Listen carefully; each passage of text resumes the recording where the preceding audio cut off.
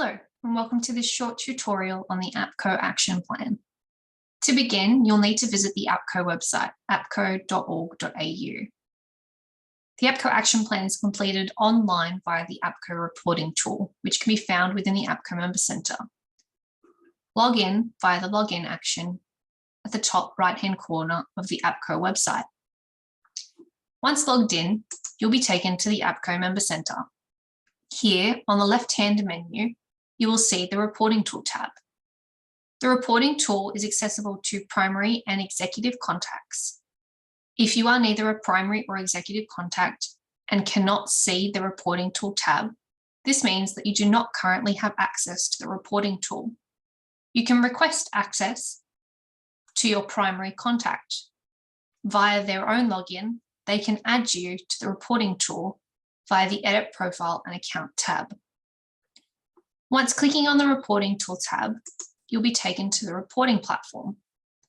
Here you can see the submission page for the APCO Annual Report. APCO action plans can only be completed once an APCO Annual Report is submitted. APCO Annual Reports are due on the 31st of March, with APCO action plans due on the 31st of May.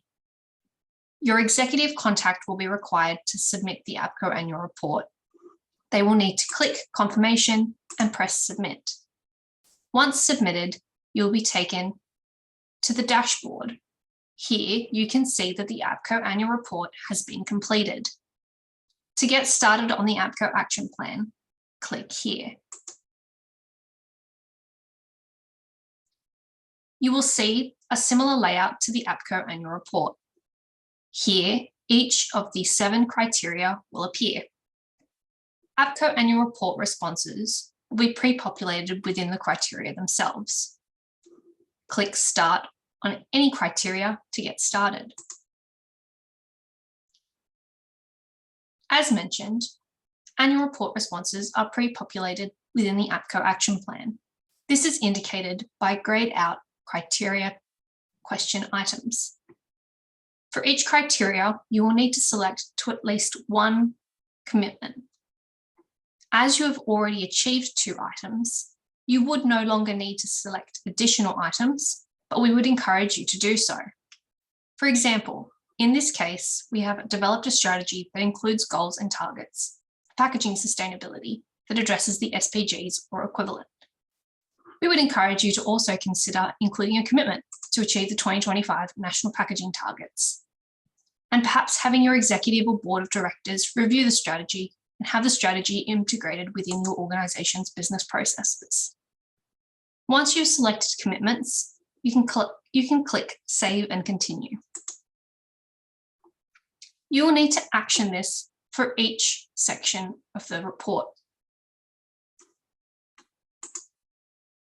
For questions that had numerical responses within the APCO Annual Report, you will notice that percentages will automatically calculate within the APCO Action Plan. Here, based on your APCO Annual Report responses, you have achieved 50% of your packaging having been reviewed against the SPGs or equivalent.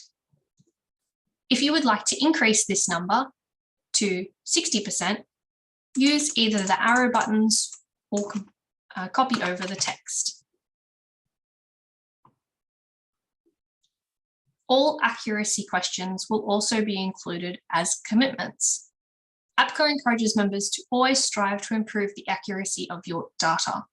So any time in the APCO Annual Report where a numerical response was required, the APCO Action Plan will prompt you to increase the accuracy of that data specifically.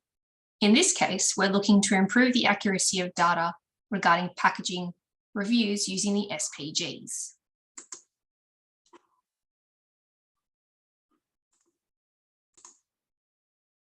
Once you've completed selecting commitments for each of the APCO Action Plan criteria sections, you'll be asked to attempt the Additional Questions section. This can be found via the left-hand menu under Additional Questions. Here, your APCO Annual Report responses to the additional information questions will appear within the APCO Action Plan. When you submit your APCO Action Plan, the Annual Report and Action Plan document is generated. This document is published by APCO on the APCO website, and APCO members are required to publish this document on their own website to meet covenant obligations. This part of the APCO action plan allows members to select whether to include their APCO annual report additional information question responses or not. If you would like to include some responses, select yes. If you would prefer not to include this information, you can select no. Click Save and continue to progress.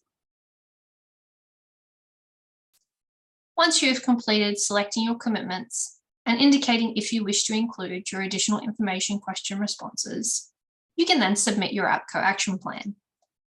Like the APCO annual report, only an executive contact can submit the APCO action plan. On the Sign and Authorise page, they will have the ability to see which of the APCO action plan commitments have been selected. Those will be indicated via the grey tick boxes and numerical responses. At the bottom of the page, select Confirm Submissions. This section will appear grey if you are not an executive contact. The executive contact will need to log into their own Member Centre login in order to submit. Select the tick box and click Submit if you are the executive contact. You will now see that the APCO action plan has been completed. We hope this tutorial has been helpful for you. If you have any questions, please do not hesitate to contact the APCO Member Services team.